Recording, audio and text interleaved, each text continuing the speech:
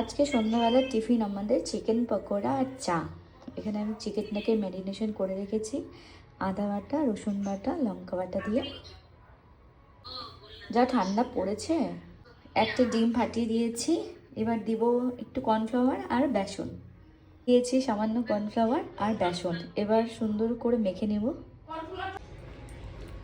ভালো করে মেখে নেব।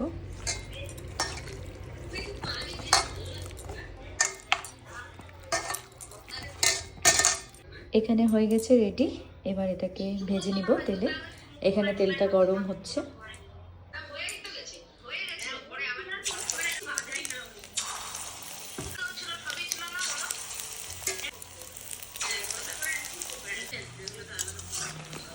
একদম স্টিম কমে ভেজে নিচ্ছি যাতে একটু ক্রিস্পি ক্রিস্পি হয়।